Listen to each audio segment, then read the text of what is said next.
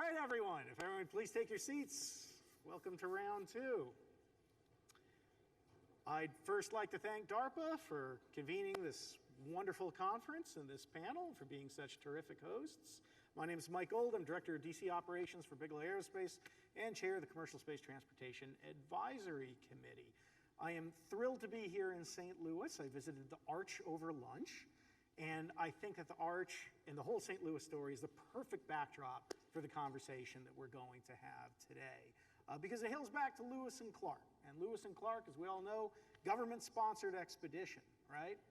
But it wasn't the government, it was the farmers, the trappers, the entrepreneurs, the homesteaders who took the frontier of the American West and turned it into a burgeoning economic environment and a home for many of us. The same is starting to happen in space. That the government, via Apollo, and Gemini, and Mercury, have blazed the trail, and now the private sector is starting to follow, and you've got some wonderful examples of these private sector entrepreneurs here on the panel today. So let me talk a little bit about what my company does. This is the human spaceflight end of the panel, and we are developing what are called expandable space habitats. It's a tent-like concept where you've got a habitat that's compacted in the rocket fairing. It launches, expands out. You get a lot more volume, better protection against radiation and physical debris, and it's a lot lighter and will protect you from the greatest threat to space projects that's out there, budget cuts from Congress. We're much more affordable than any other options. We have already launched 2 prototype spacecraft, Genesis 1 and Genesis 2. We launched these spacecraft on converted Russian ICBMs. The company is called Kosmotros. It's a joint Russian-Ukrainian outfit. And let me tell you, I am glad that we're not doing those operations today, because the Russia-Ukraine thing may be tough. We launched Genesis 1 in 2006. So I'll show you a quick recording of that. We like to say at Bigelow Aerospace, reducing the world's nuclear arsenal one rocket at a time. 2 down, a few more to go. Literally a swords into plowshares program here, taking the nuclear missiles, removing the warhead, putting on a commercial fairing, and I weep with tears of nostalgia when I think what we paid for those. This is a video recording taken of and by Genesis 1 in orbit. These were subscale prototypes, but they weren't small by any stretch of the imagination. Genesis 1 was basically 10 feet in length, about 6 to 8 feet in diameter, tipped to scales at close to 3,000 pounds. The way we get these images, there are cameras on the tips of the solar arrays, forward and aft, pointing down. So while this may seem like a new technology, it's actually well proven, and these spacecraft have been in orbit. It'll be coming up on a decade soon with Genesis 1 and Genesis 2. When I returned from the launch campaign in Moscow, we got into the US at about Thursday night, midnight. That morning, Friday morning, find out my wife's throwing up, take her to the doctor, find out she's pregnant. 9 months later, we got this little guy. And proud father, he's not even 12 hours old here, but I'm taking pictures, send them to all my friends. 2 days later, the Russians send me back these shots. And it's Photoshop, but the Russians did such a good job that it fooled my father-in-law, who came bursting into the hospital room saying, "How can you put my grandson in a metal collar? He's going to break his neck."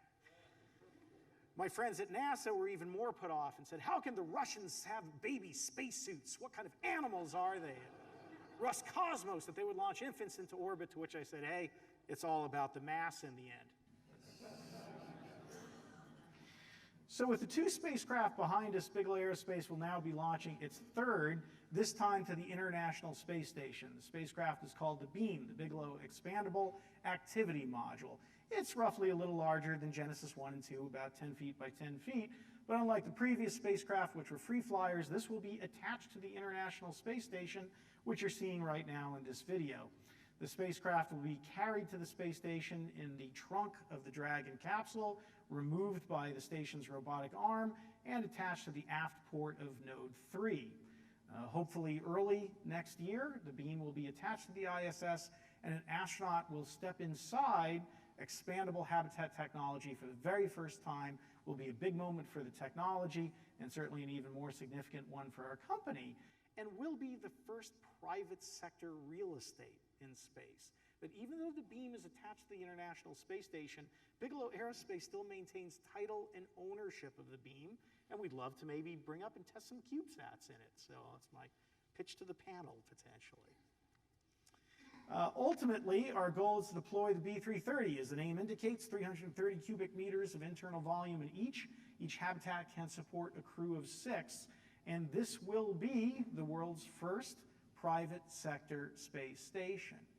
And that's, again, the transition that I see occurring over the next 20 to 30 years, that operations, platforms, and spacecraft that were once considered exclusively the purview of the government are now going to be produced, owned, and operated by the private sector.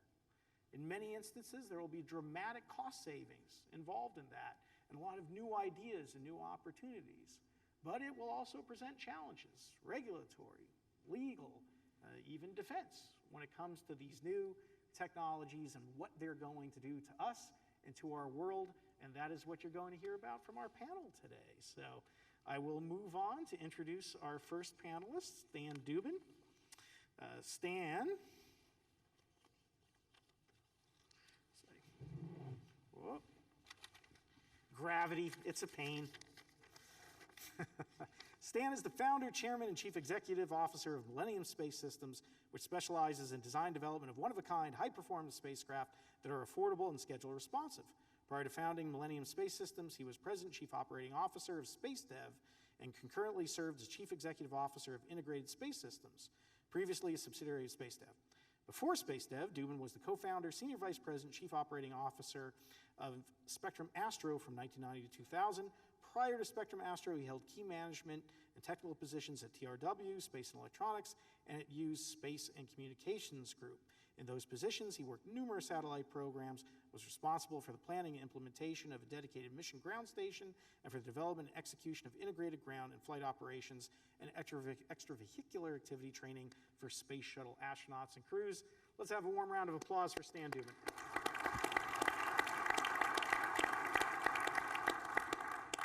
Thank you, and I'm honored to be here today. And so my talk is about what I call the self-evident truths of space and where we are today. And where we are today is in a very vibrant environment. And by that I mean, space is going through a renaissance or a rebirth, if you will. And the systems that have been around for many, many years, they're being questioned. And not that they're necessarily dying out, but they're being questioned in terms of the dependency on those systems. And what we have now today is the technology is there to support much smaller systems. So technologies in terms of miniaturization of electronics, miniaturization of RF systems, much higher efficiency solar cells, much better higher density battery type technologies. And these are the things that are supporting the types of advanced systems that we can do in much smaller packages today. So if you go back in a Wayback Machine to the late 1950s, we had Vela, we had Sputnik, we had Telstar, we had Explorer 1, and all these satellites were very small. They were, under 100 kilograms. Some were under 20 kilograms. That's where we started.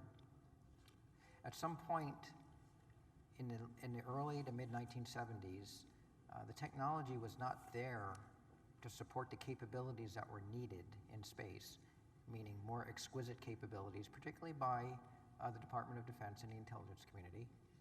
And so the technology wasn't there yet, and so the systems had to grow in order to accommodate the physics of what the intended missions were. Where we are today is that we have the technologies, Moore's law of technology, if you will. We have the technology to support these kinds of systems that are orders of magnitude much better capability in terms of performance than what we had in the early days of space. The issue that we have today is not a technology issue, but it's a behavioral issue that I continually see, meaning the acceptance of these smaller systems to do the types of missions that need to be done at much lower costs.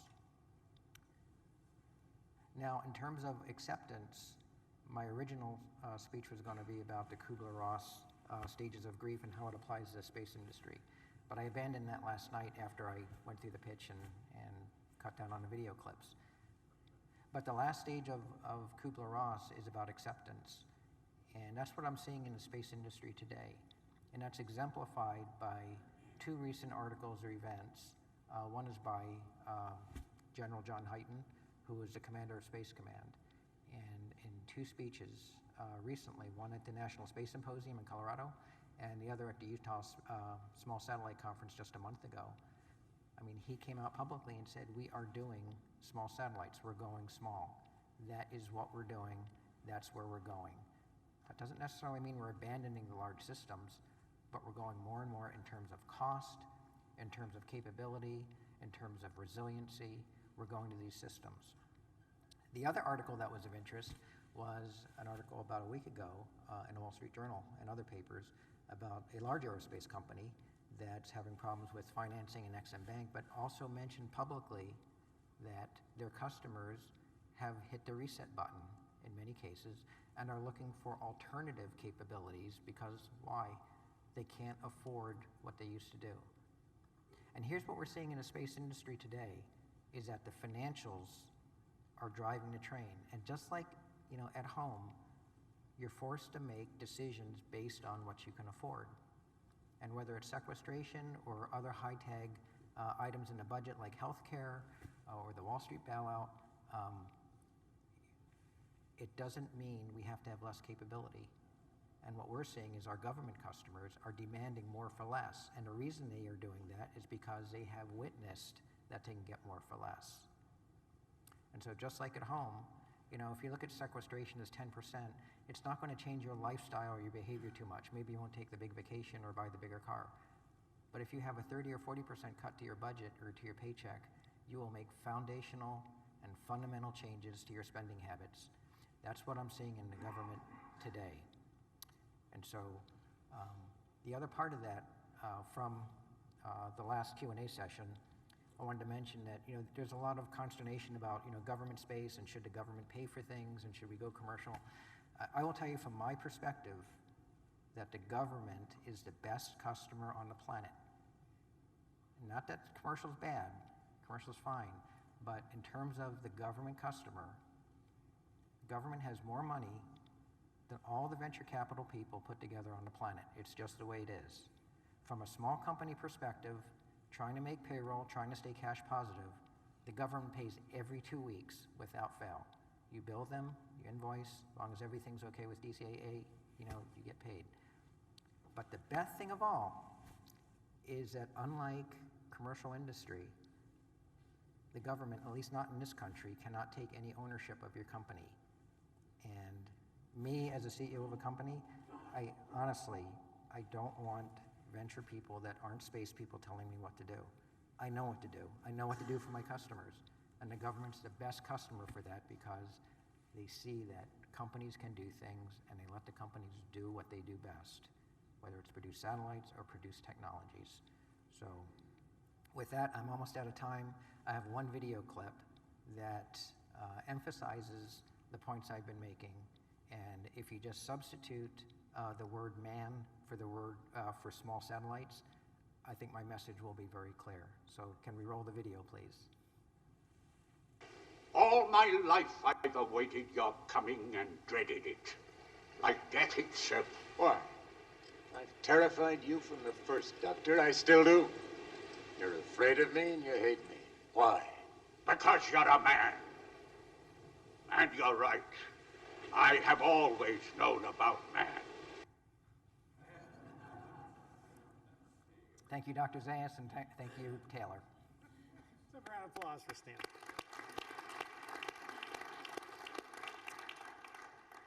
Next up, we have Amit Mehra, co-founded Ventions LLC in 2004 and currently serves as a chief financial officer and managing partner. Prior to starting Ventions, he worked as chief designer at D-Star Engineering, where he was responsible for developing an advanced turbine engine for UAVs.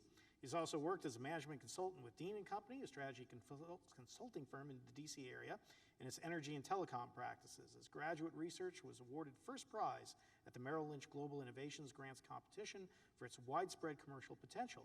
Mehra has received various awards, including recognition as one of the top 12 technology innovators of Indian descent in the United States, a Best Paper Award at the International Fluid Dynamics Conference, and the Caltech Carnation Merit Fellowship.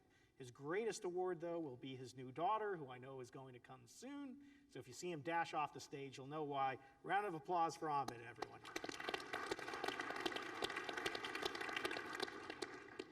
Thank you, Mike. I have to send you some pictures so you can Photoshop some spacesuits in there, right? So, $10 a piece. there you go. Thank you to DARPA for having myself and the other panelists here. The portion I want to focus on is space access. How do you launch small satellites using small rockets? Craig touched on the utility of small satellites this morning. I'm going to try and fill in the piece about how we launch and try and talk about three things. One, set the stage as to why it's important and what are some of the enabling technologies that allow us to do this. Two, talk a little bit about the regulatory environment and what I think needs to happen there. And then lastly, just briefly touch on the kind of what's the big picture, right? If the folks up here are successful, what's the big promise for what we're trying to do? So let's start with the first part. Why are we talking about launch of small satellites, right? We've all over the last decade or two seen the phenomenal revolution that's happened in electronics. Case in point, what you have in your pocket. No surprise, the exact same thing has happened on the satellite side. What used to be done by satellites the size of a school bus can today largely be done in a much smaller form factor, a much smaller package. Not everything, there'd still be a need for aperture and high resolution imagery, but when it comes to basic comms, basic data, small satellites are, no question, becoming increasingly capable, and we heard from Craig this morning about that. The problem is we have no way of launching them on a dedicated basis. We still use large rockets to put small satellites into space.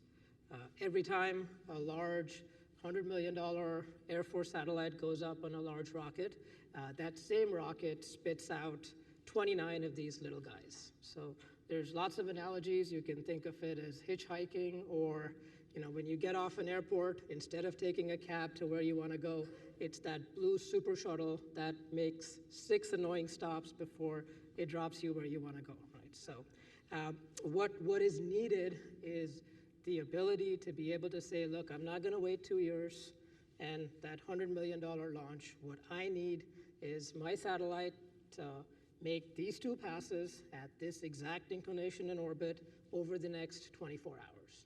Or say on the commercial side, I have a constellation that's up and running, one of them has fallen out, I need to quickly be able to replace that. So that's kind of the stage as to why we're doing this.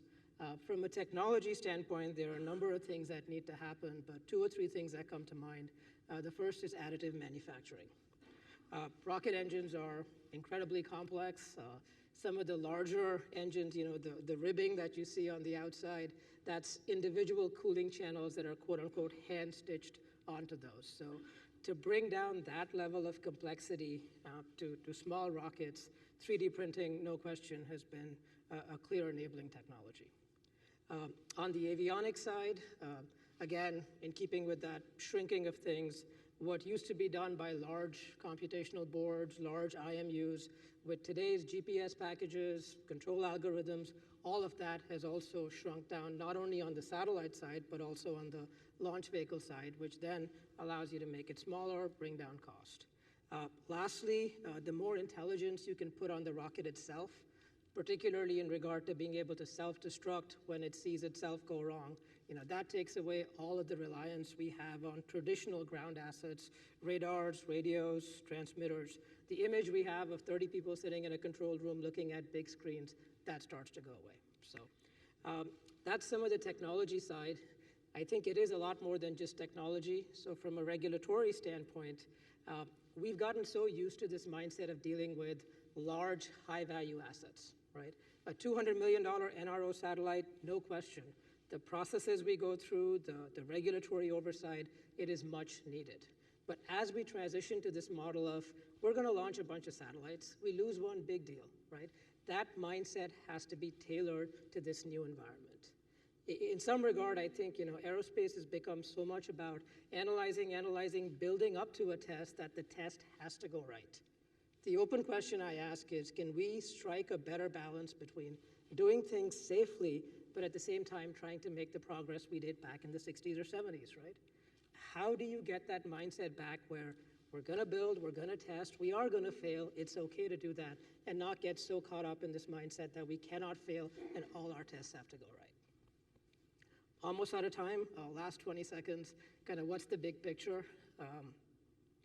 The analogy I like to make is there were these mainframe computers costing a lot of money that were active for decades, right? Today, you upgrade your laptop once a year, maybe twice a year. Certainly this thing, there's a new one every 6 months, right?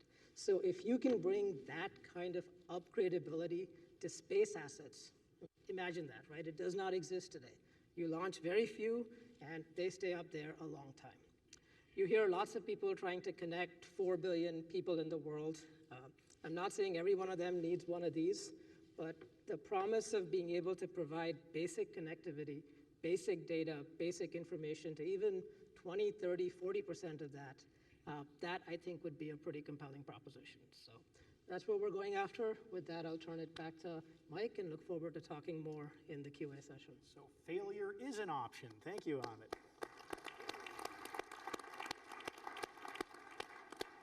Next up, we have Talbot Jaeger. Talbot is the founder and chief technologist at NovaWorks, a provider of high-technology space products and services. Jaeger leads the NovaWorks team and is responsible for product development and all projects at the company. With more than 30 years of experience in the aerospace industry, Jaeger has managed and directed project concepts, systems engineering, and 10 space flights from initial design through project completion. In addition, he led the development of the Mayflower CubeSat, a highly integrated building block space technology, delivering the product from initial design in just 6 months. Prior to establishing NovaWorks, Jaeger held positions at TRW and Northrop Grumman, including director of Northrop Grumman's NovaWorks research unit. His career also included stints as the lead on the launch of vehicle design and concept development at Scale Composites, and chief architect for the seedling study and phase 1 research of DARPA's System F6 program. Jaeger.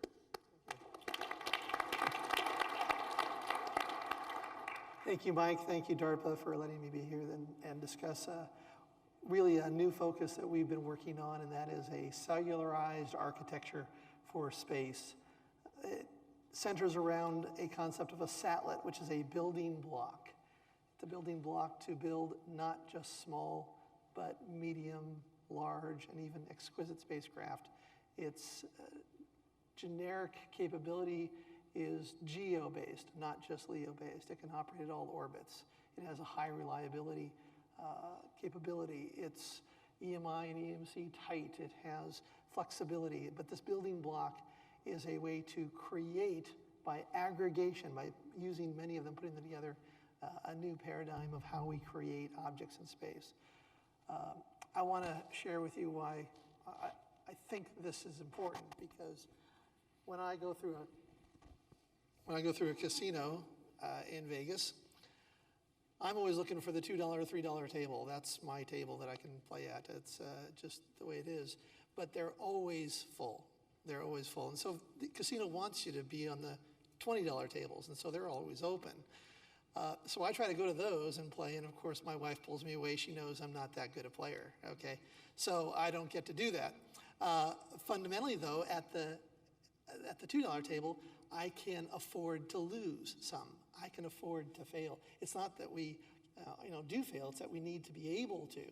So at those low-cost tables, I can afford to make mistakes and sometimes win, sometimes lose. So why do I bring that up? It's because I believe that's what we need in the aerospace business, is we need more tables at the $2 and $3. And they're not there. We need more of those areas, more tables in the aerospace casino that we can work at, and satellites address that.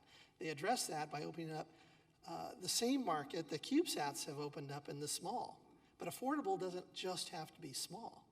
Affordable can be across the board. So now, why are we doing satellites? Why are we thinking cellular? Because it enables risk-taking. It enables that freedom to make mistakes, to try out new products, not just for a select few that can get everything in a small can, but for people who have ideas, people who need to innovate.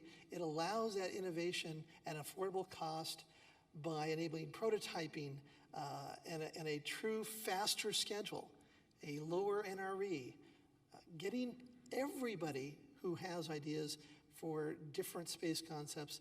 Satellites can enable that. You can size to fit. You can aggregate what you need. So we're really addressing one of our recent tests that proved we put together a vehicle of 3,000 kilograms with satellites. So we're not talking about just small vehicles or medium, very large, even exquisite vehicles. That's what the satellite is in its DNA to do. The other why is it enables production, real cost reduction. They can be affordable. They can be rapid. They can be available, repeatable, high quality, so that you have a product that isn't get reintroduced and remanufactured and re-engineered every time you come to space. That's a product that comes out of it. And it supports payloads. Really, space is about the mission. It's about the data sets. It's about what the payloads do. And we need to enable more payloads, more missions, more data. We need to enable more innovation in that area, whether it's large or small. The satellite aggregation idea supports that. It does it with many resources, built-in resources of processing multiple ports to handle multiple RF connections, data imagery ports. It has built-in deorbit, by the way.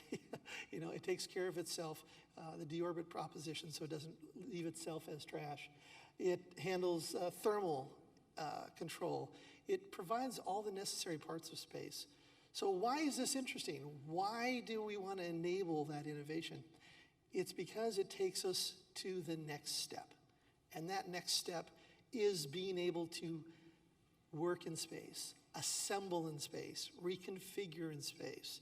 It allows the ability for the Phoenix project, where there's robotics availability and robotic arms, to create new paradigms, new missions, to even go into outer space where we can not know what we're facing, but be able to configure to what we come up with, break apart, come together, reconfigure. All those parts of new space that we're coming to, that we will get to as a collective, aren't enabled by a single structure. But in a cellular structure, we enable that paradigm. So not only do you get the benefits of that innovation today, but you get to think big about tomorrow. And so I want to enable that community. DARPA is helping enable that community to think bigger about tomorrow. Thanks.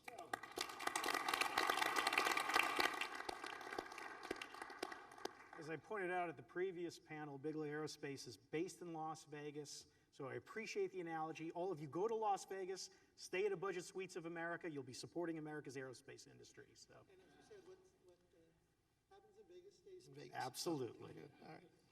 Next, we've got Craig Clark. Clark is the founder and CEO of Clyde Space and regarded by many as a pioneer of the new space revolution that is currently changing the face of the space industry.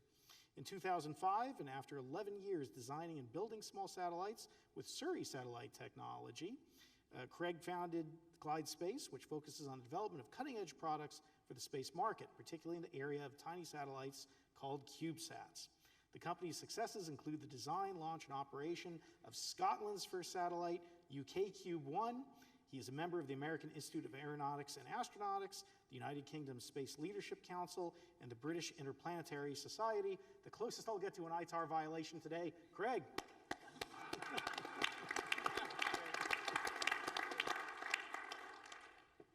Thanks, Mike.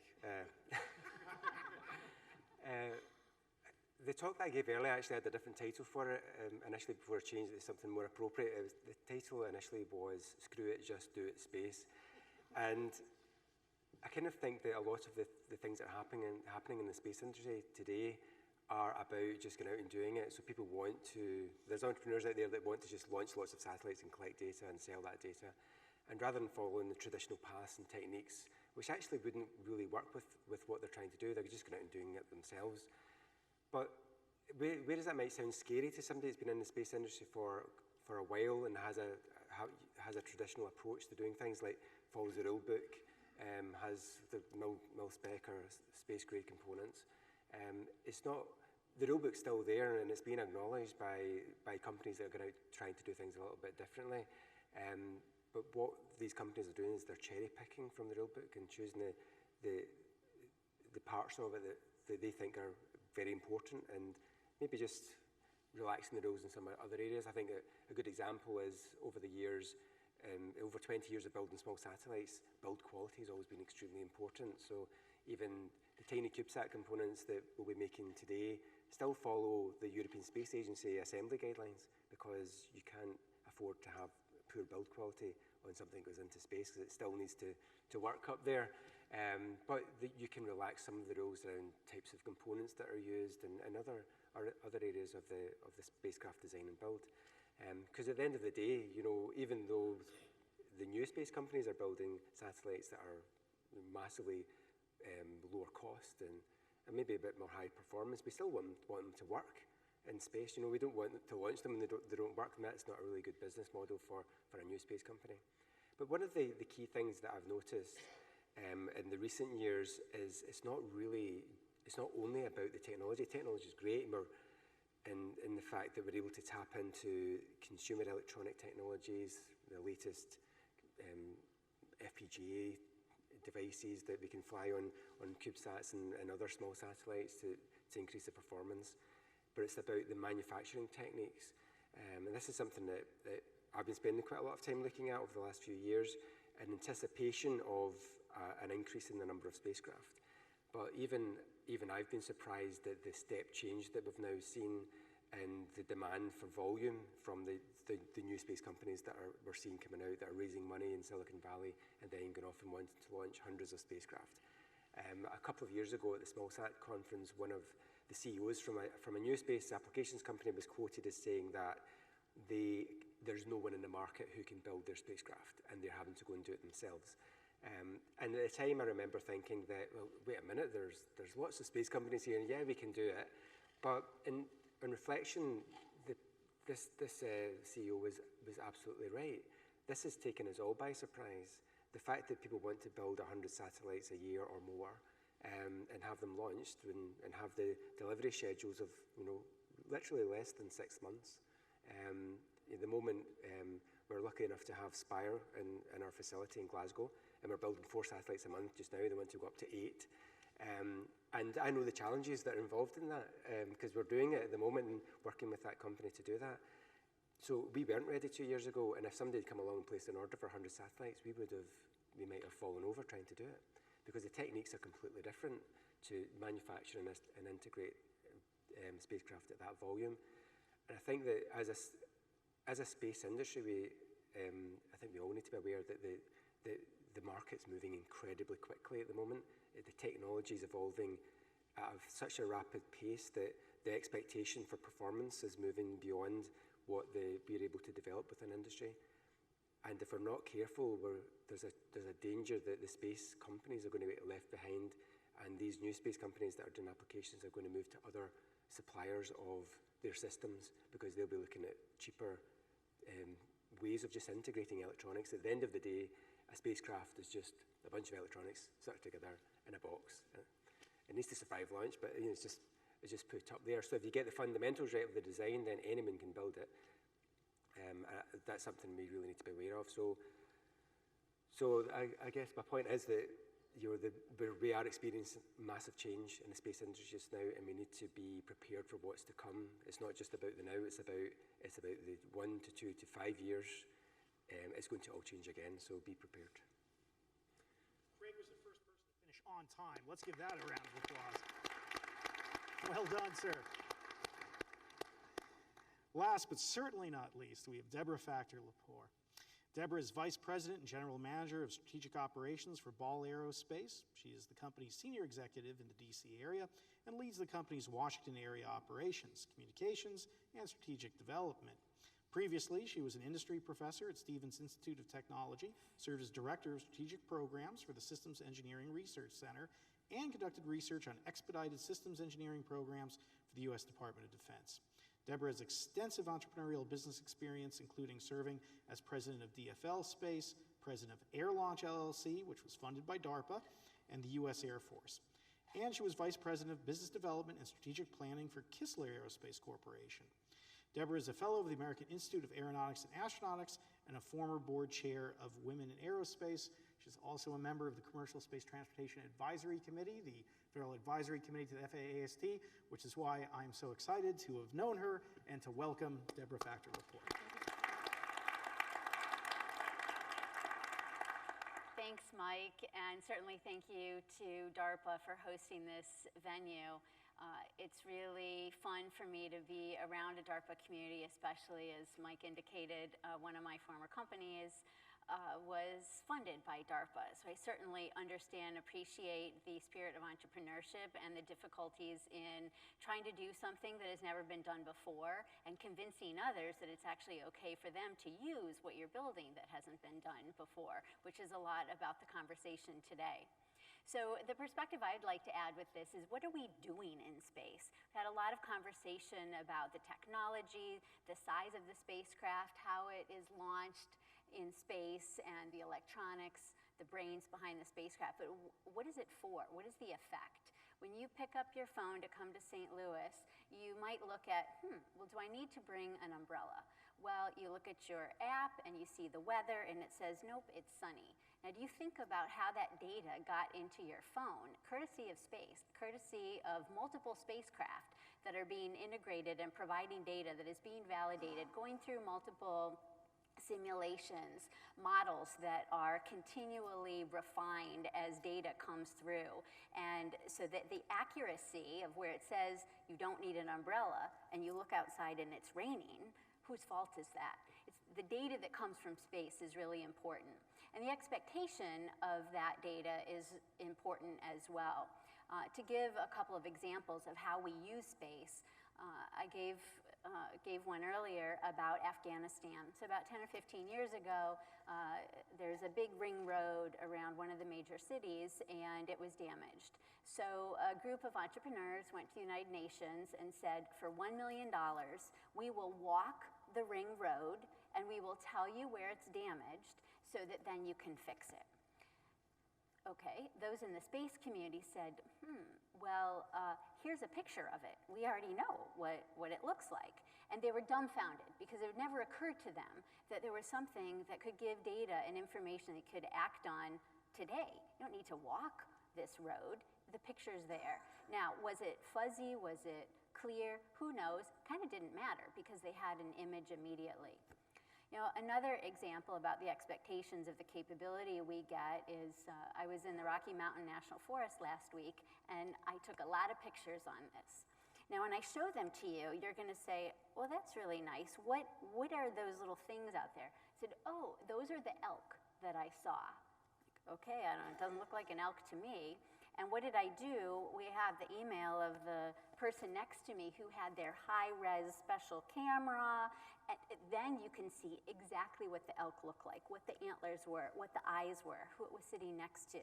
And that is a big difference of what we get from space. A high-quality picture, or is it the clue that gives you a pointer to where to go next? So as we get more and more small satellites and what that capability is, really the end user doesn't care what size the spacecraft is, doesn't really care how it got there. All they want is to know what the effect is. Stan mentioned the quotes from General Hyten. Well, another great user of data, and to Mike's point, the US government is the biggest consumer, and Stan saying government being a good customer, consumes a lot of data. The head of the National Geospatial Intelligence Agency, Robert Cardillo, has talked about the darkening of skies with all the small satellites. And really, all they want is the data and the end effect. But how do you interpret that? So if I just say, here's some data, what do I do with that? Well, how is it useful? How does it tell me whether to bring my umbrella or not? There's a whole aspect of the space community where we can have a great conversation about the orbital mechanics and the imagery, and yet we have to translate it for those who have no idea what space is and what the capability is that it could bring to us. That is an important part of translating into the end user, because in the end, it really is about how we're going to use it. So another perspective on data and expectations is looking out. So looking out into space. One of the things that Ball did recently was Pluto. If you saw some of the images of Pluto over the past month or so, and this is I'll show you a little clip here, and to make my point, as this New Horizons spacecraft is approaching, well, it's kind of blurry. Is that a planet? Is it not? Oh, it's Pluto. It looks like that, and now I get a great picture. A lot of entrepreneurship and smallness actually is happening in the exploration side as well. The camera that we built, it's called Ralph, that only weighed 23 pounds and used 7 watts of power. It took 9 years to get there on a spacecraft. It almost didn't get there because NASA didn't originally cancel the program. And the expectations of that data and what it's getting, it better. Oh my gosh, look at what is out there. And for those scientists who are using that data, today is their day to analyze it. And it's just maybe a representation about what are we expecting, how do you get there? Because you might not have thought even that the pictures you get from Pluto can be of that quality. And as technology improves and we're able to combine things in better and cheaper ways, who knows what we'll find. And in the end, though, it depends on what is the effect, what are we trying to do? Thank you, Debra.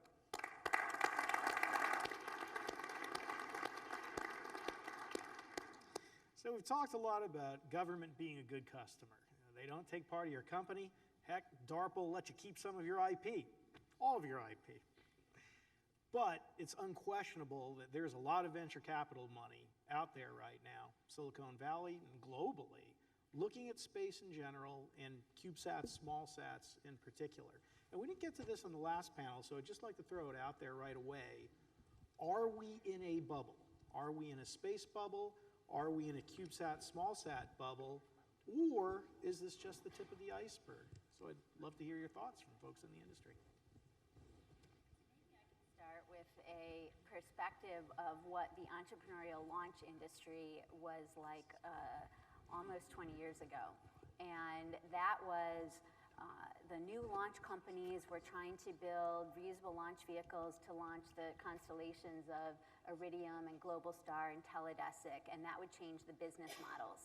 And we would have to beg to have a place on a panel like this. Say, please, we have something to add, just listen to us.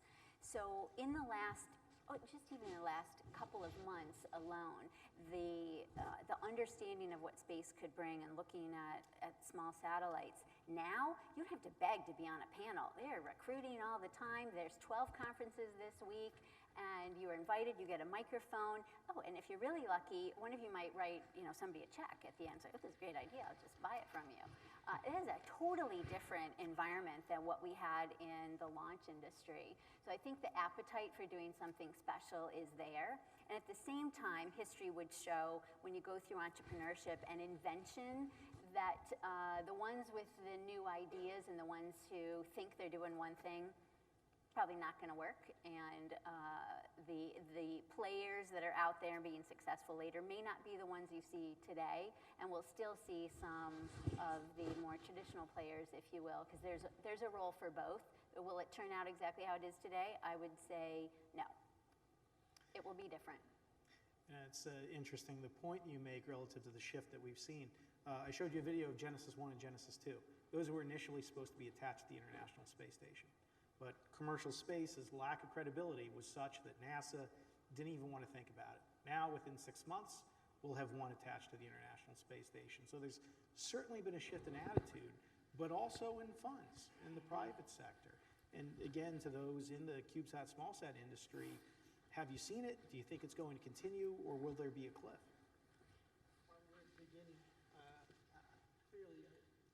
We have DARPA helping make paradigm shifts that never could exist before. So they're the push in the engine. But at the same time, I know in this development, we're working with, there's a great poll just yesterday, in fact, flew overnight, came from a conference, where in the audience, there were 10% VCs talking about new space and pulling and coming up and literally, getting involved in how we go forward. So the want and the pull is there. the community as a whole is moving forward. So I think you have both the engine and you have this beginning of wanting to make a difference. I think it's showing all the signs of a new burgeoning space. Debra mentions when we were going to darken the skies with Iridium, and we've got some bold new programs out there relative to Worldview, One Space. Question would be, is it going to work this time? And if so, why? Has the technology changed? Has the finances changed? How do you think this will play out in the future?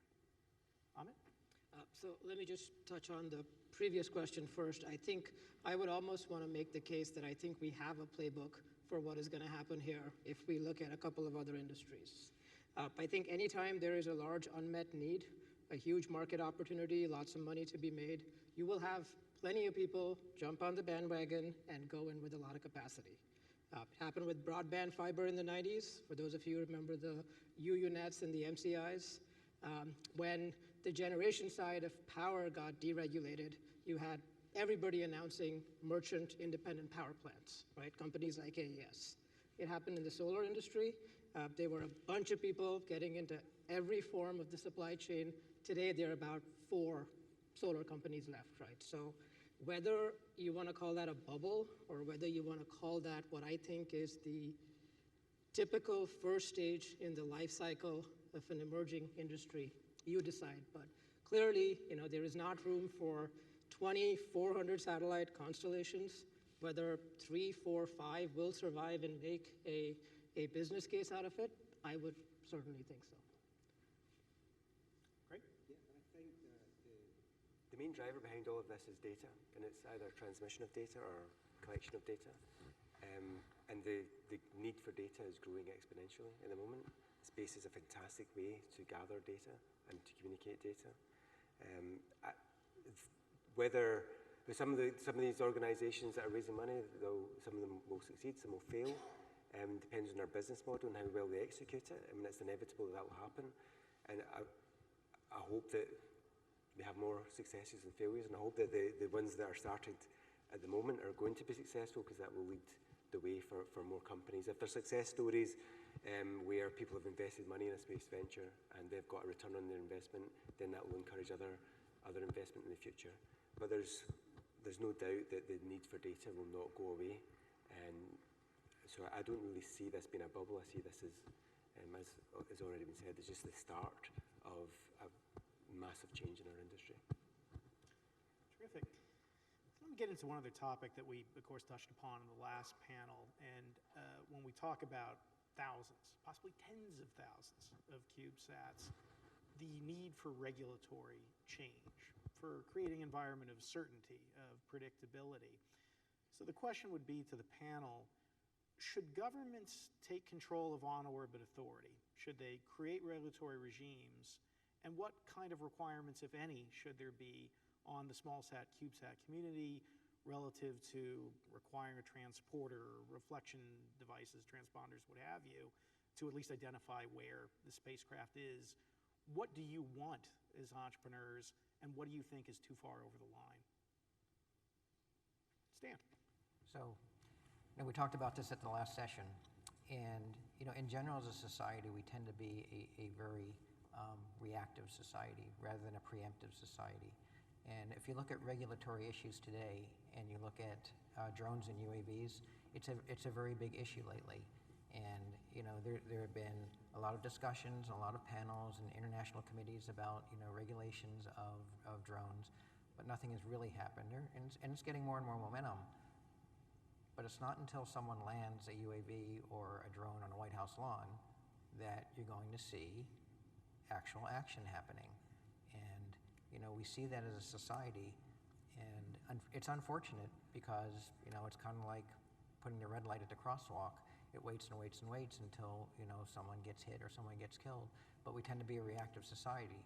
So I don't see anything really happening in regulatory activities until there's a forcing function there to make it happen. And as another unfortunate incident, you look at the 9/11 disaster, and almost overnight the government created Department of Homeland Security because it was a reactive reaction to what was going on in the world. And that's just the way our society is. So I think as long as there are no disasters in space and no major collisions, and whether it's big sats or CubeSats, it doesn't really matter. But when there's a collision in space and it causes, you know, a lot of collateral damage to other users and subscribers or government customers, as long as there's no disasters happening, I don't see that the regulation side is going to take firm hold. But when something does happen in a negative way, I think that's when we'll see action take place. Anyone else want to bite at that out?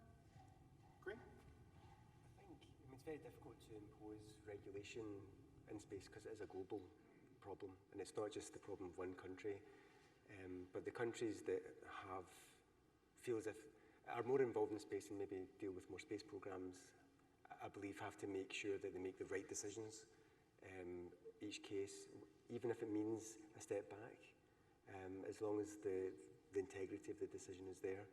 And if we do that and we lead the way in the world, then I think it will come together. Okay, it's very difficult to regulate at this point in the market where it's growing and changing so much.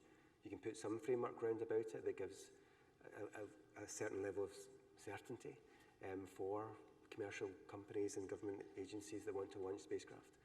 But really, it'd be too difficult at the moment, I think, to put some firm regulation in place. Yeah, I think the regulatory environment does evolve when you go from a hypothetical to a realistic scenario, as you've pointed out. Starting from launch, for example, you have to get a license if you're doing a commercial launch in the US. So you would get a license and it would be a one-way launch because all launch vehicles were expendable. Well, then as reusable was being considered, well, do you need a license to come back? And that regulatory environment was created.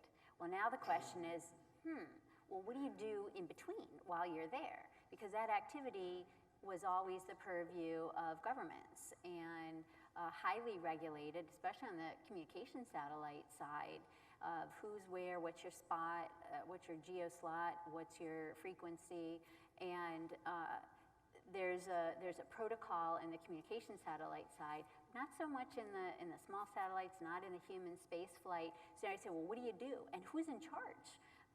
Nobody, really.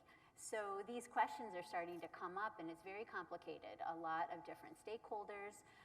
As Mike mentioned, we both serve on ComStack as industry committee advisors to the FAA. And the first time this came up, the reaction by the industry was, whoa, why do you want to regulate this? What are you doing? And then you start to think of what could happen and what could you consider. One of the things we've been promoting is more of a flexible kind of arrangement so that you could have a framework perhaps that could fit in for some of these specifics that could happen. And the reality is we don't know what would happen up there. You can imagine all these scenarios, and at the same time you don't want to stifle the innovation. You want to enable opportunity, and at the same time I think everyone wants to know, just like a traffic jam, you want to know what the rules of the road are, what the behavior is, and whether it's self-policed, a voluntary way of working together. I don't think anybody, well, most would not want to do some kind of nefarious activity, and purposefully hit you. Some may think differently of that. But those are some of the rules of the road I think will evolve. It's an important point that regulations don't have to be pernicious, they don't have to be damaging, they can actually be helpful to executing a business case. And one of the grave concerns I've certainly had as an attorney is relative to the US even meeting its international obligations to Article 6 of the Outer Space Treaty, which requires authorization of launch activity and continuing supervision, which we do not do now substantively and do not have a framework in the US to accomplish that goal. And per Craig's point, it's much more than a domestic issue, it's inherently an international one. And we have done this successfully before. I think the ITU, while always troublesome, is an example of the globe coming together and making sure that we do have some rules of the road to proceed. So we've had our fun up here. Let's go to the audience. If you want to raise your hand for questions, we will have one of these wonderful people come to you with a mic, Oprah style, that you can ask your question. Hi, I'm John Deshawn, not really representing anybody today. But I had listened to you guys today, and I have a question for you. The primary applications you guys talked about are comm and observation. Those are the two applications we've seen most of in small sats. I have a question for you. With the exception of entertainment, meaning Craig Virgin stuff, what applications of small satellites do you foresee in the future that are not data transfer? Who wants to tackle this one? Craig, would you mind if we go to you? We had quite an interesting panel discussion at the UK Space Conference recently, and I was quite surprised at the size of the market for microgravity experiments within kind of the life science community. I think that there's perhaps an opportunity there for small satellites. The thing about using the International Space Station for microgravity experiments is there's always these pesky astronauts on there changing things, and that upsets some of their experiments.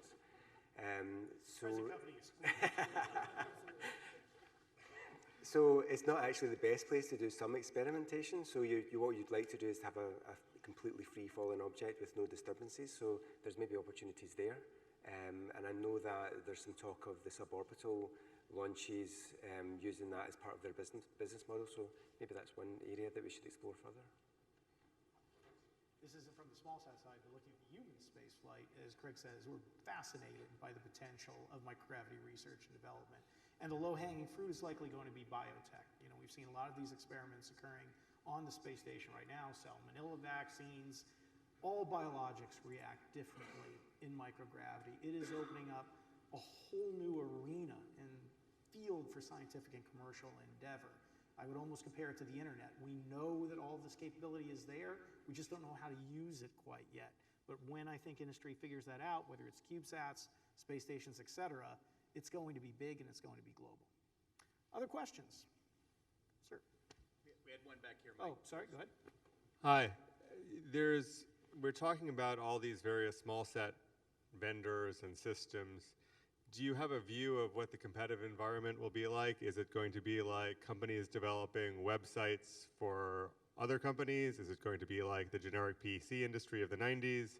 Is there going to emerge a vertically integrated Apple or a horizontally integrated Microsoft?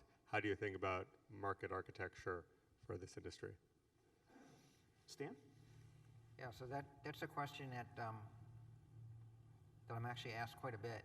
And you know, I think what we're going to see is a lot more and an accelerated mergers and acquisitions in the space industry. And I think a big reason for that is that there isn't, the financials aren't there to back it up anymore. And if you look just historically over the past few years, there have not been very many new start programs.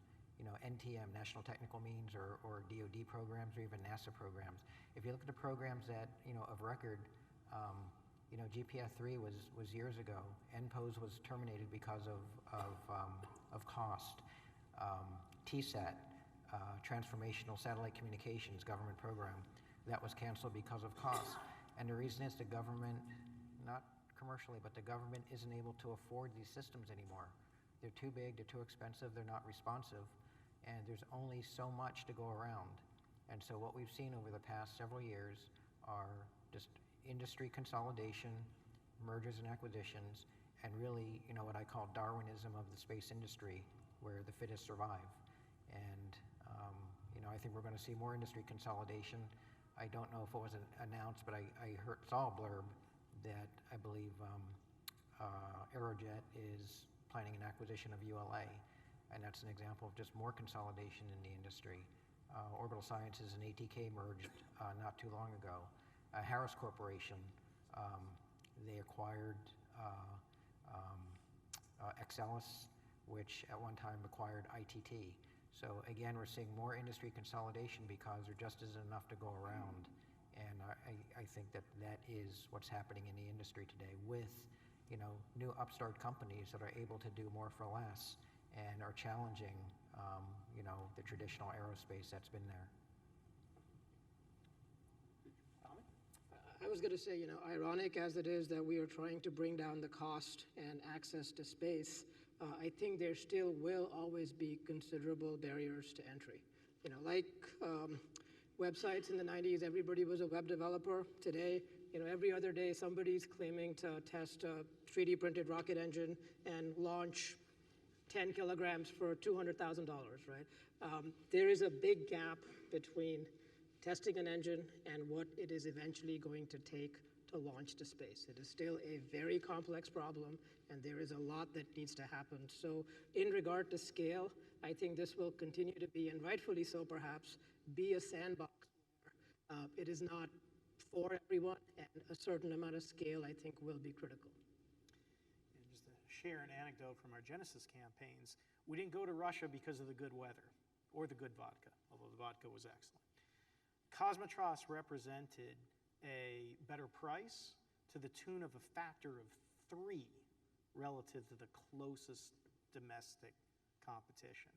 And while we do have new entrants like SpaceX, as Stan points out, there's very few in the industry. And we see this throughout, a lot of the different technologies. We mentioned CMGs last meeting, Eclipse. There's so few players sometimes, and that really drives costs.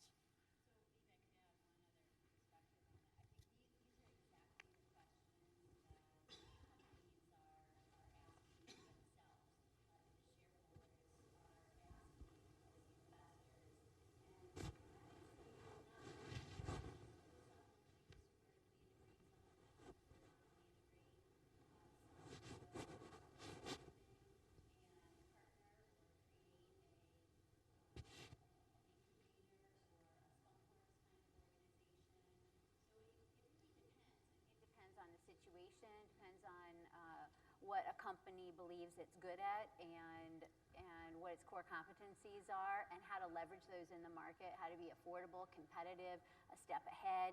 Sometimes it's okay to be a step behind because you watch the other mistakes that are being made and then you can come in or buy them as they evolve. So your question is fabulous because that is the ongoing challenge of what is the expectation. It'll probably be a combination of any and all of those.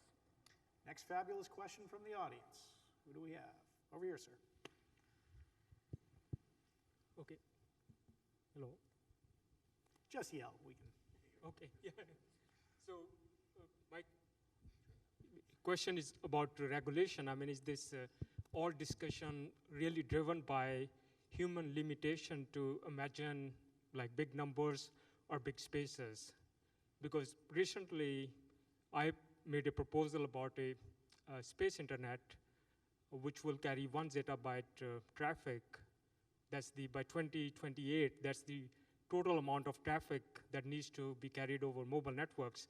But it required 4,600 satellites, each operating at terabits per second data rates. And then this space junk issue came up. Even in the low Earth orbit, if you do the math, 160 to 2,000 kilometers, the volume there is more than the total volume of Earth. Even if you send the 1 billion cars on the Earth into low Earth orbit, because it's a very, very small orbit, but when you go further away, it's a cubic relationship, power of 3 power of distance. So huge space there. Even if you send these 1 billion cars into the low Earth orbit, they will take only 1 trillionth of the space there. So, and with the technologies, I think you mentioned the sensors and all that. I mean, cell phones have proximity sensors and, I mean, autonomous cars, right? I mean, it's difficult to bump that car into an obstacle or another car. I mean, this technology is so cheap. I mean, we have onboard thrusters. Even this event, I mean, the probability is maybe 1 in a trillionth. If it's going to happen, we can detect the proximity and steer the aircraft to avoid that collision and so on.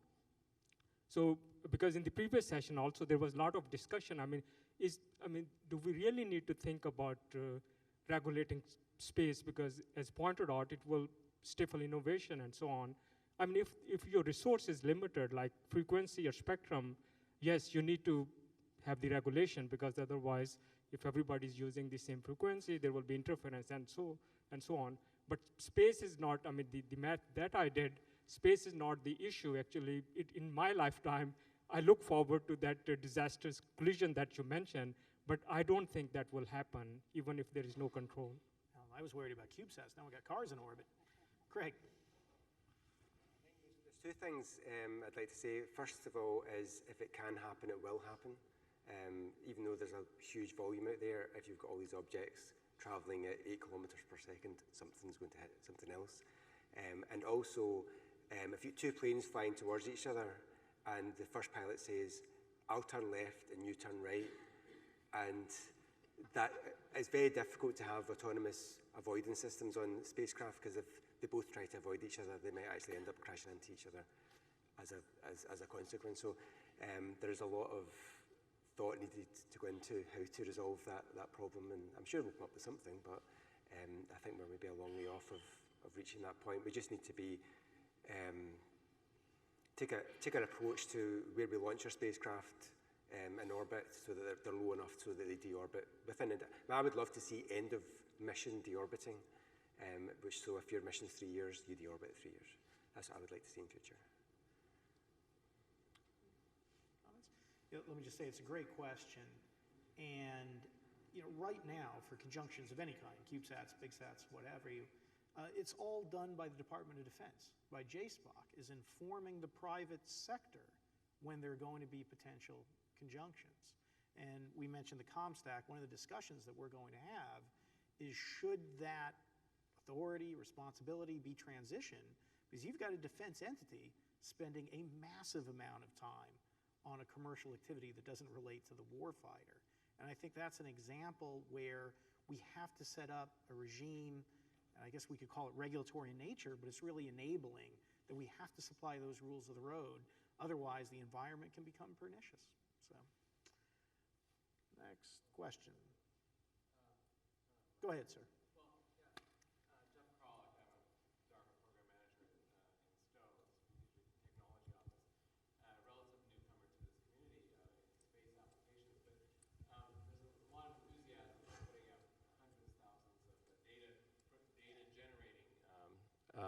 Spacecrafts, nanosats, CubeSats in space. Have you guys thought that a major roadblock might be getting all that data down to the user? And we have already a spectrum allocation problem and spectrum usage problem here on Earth. Now we're translating that to space. And do you have solutions planned for that? Laser comm. Sorry, go. Anyone want to? Debra? One of the entrepreneurial projects that we're involved in is Laser Light, and that is exactly looking at that kind of issue. And that's maybe to the person who asked about other applications that are not observing. That's a good one. It's a great challenge, because what do you do with all the data? And the data has to go somewhere. And another thing you'll hear General Hyten talk about, you have all these small satellites up there, is, well, what's the interface? Where's the ground? How's that going to go to what I have? If the warfighter needs to get the data, well, how's it going to integrate? Where's it going to go? And there's all these systems that have been invested in and that are working. They're operable, and they don't even all talk to each other with what we have today.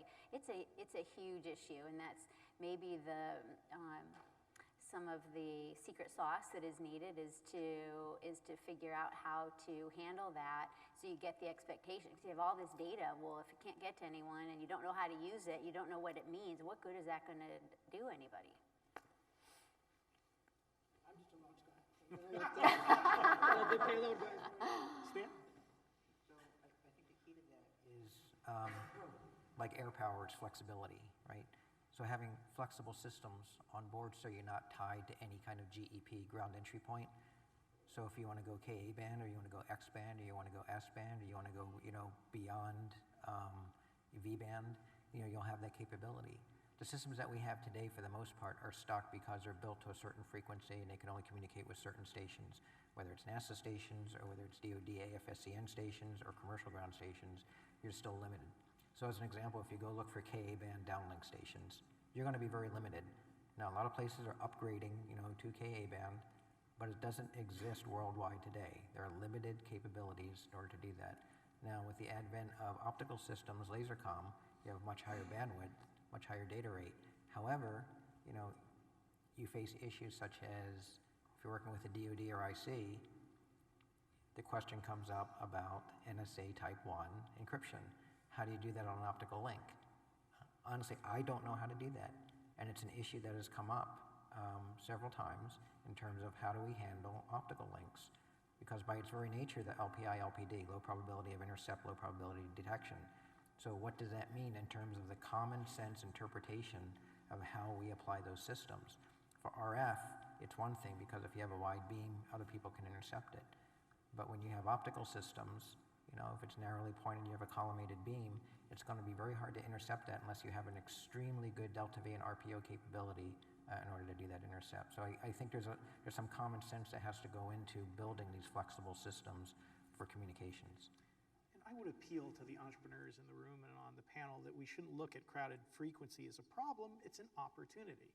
I came out with Lasercom somewhat in jest simply because I hear so often from policymakers at Office of Management and Budget, Office of Science and Technology Policy, that this is the future and that the first entrepreneurs who hit this, it's going to be huge, both for military applications and for commercial.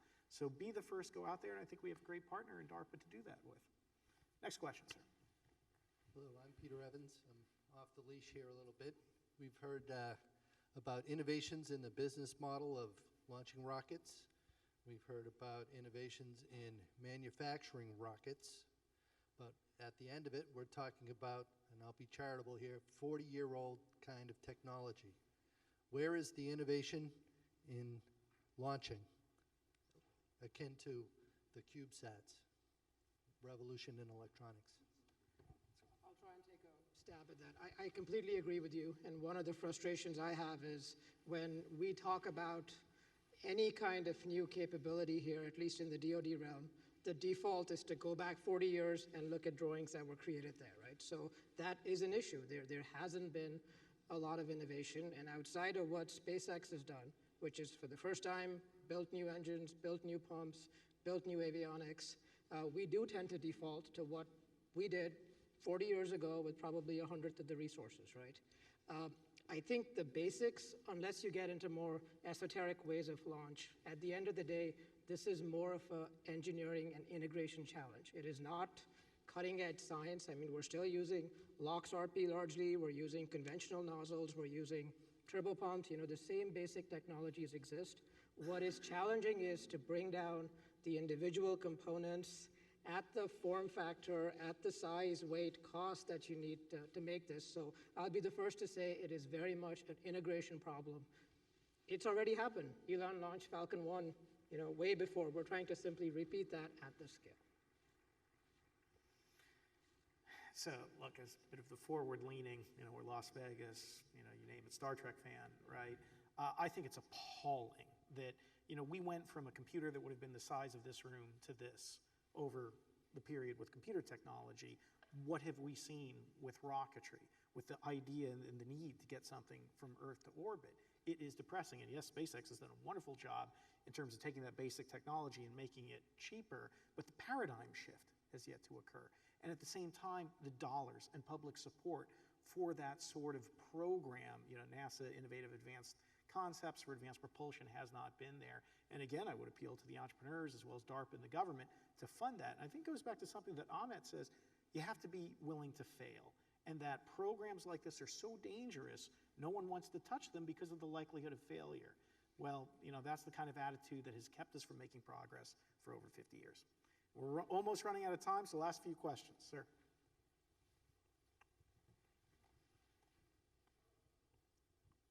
Hi, I'm Chris Taggart from General Dynamics. What's the vulnerability of the smaller satellites to electromagnetic pulse? Who wants to field that? Anyone? Stan? So, EMP, SIGIMP, these are issues that have plagued spacecraft since the dawn of the spacecraft industry. And, it has to do with doing the right kinds of testing and the right kinds of qualification to your electronics. You know, we're talking digital avionics. You know, you have to have protection in terms of, you know, modular voting and in terms of memory scrubbing. And for things like total ionizing dose, you know, you can put local shielding on there. But there are things that you can do to test both high energy and TID. And, you know, at Millennium, we've done a lot of our own testing, mainly because of the technologies that we want to incorporate on our space systems are not available through traditional space suppliers. So I don't need, you know, mega rad hardened parts that cost, you know, $100,000 for an FPGA. I don't need that, but I can qualify it to the environment that it's intended, and I can put margin in there, whether it's 2 times or 3 times TID, and I can use TMBR, and I can use memory scrubbing, and I can do all the right things that you want to do. And when you look back in time, that's how they did it, you know, in the beginning. If you go back to the JPL handbook on space radiation, it's how they did it from the beginning. It's understanding your environment, doing the right kinds of testing and qualification so you have confidence in the hardware that you're flying. Last question of the day. Who wants to take us out on a high note? Sir. Hi, Mike actually said something that kind of sort of brought this up in my mind, but what is the reaction of the JSPOC to this sort of CubeSat revolution, and how does that impact the ability for them to perform their mission, if you guys have any insight into that? So in speaking to Doug Lavero, Assistant Deputy Secretary of Defense who deals with space policy, they were largely coming to us, both in terms of Commercial Spaceflight Federation and the Commercial Space Transportation Advisory Committee, raising this as an issue of concern, that far too much of their resources are being plowed into just informing the private sector about conjunctions and is distracting them from their core mission. And this is, with the current situation, much less the proliferation of small sats, CubeSats that we're likely to see in the not too distant future, and that there has to be a shift. And we'll be discussing this at the next ComStack. I think the most logical place for that would be the FAA Office of Commercial Space Transportation, but then we run into budgetary issues, that it would likely require a doubling of the AST budget in order to accommodate even informing people about conjunctions. And AST is fighting for even a $1.5 million increase and has been unable to get it. I have never had a conversation in Washington about $1.5 million before, and they can't get it, so that's been an issue. Any other? Deborah?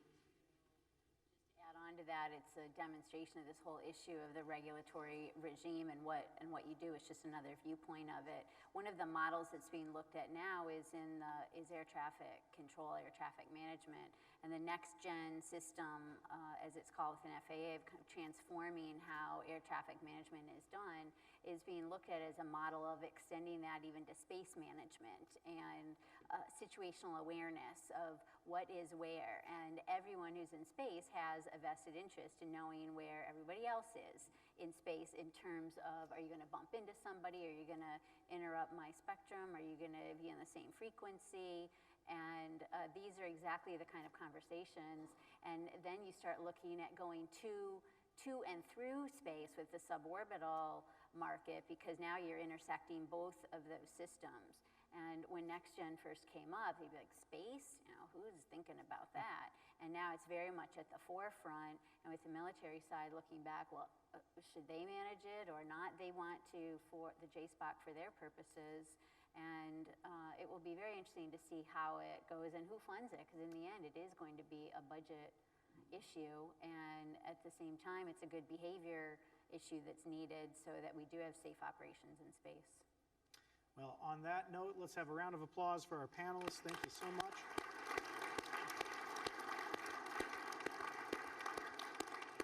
And I'm sure we'll all be hanging back for autographs and to answer questions. So thank you again to DARPA and for you as the audience.